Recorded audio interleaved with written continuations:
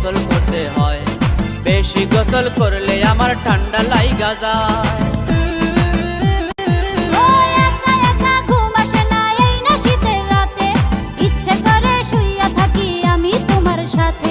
ধরাইয়া ধরলে আমার সুরসুরি লাগে, বিয়ে শাদি কোনোদিন তো করি নাই আগে।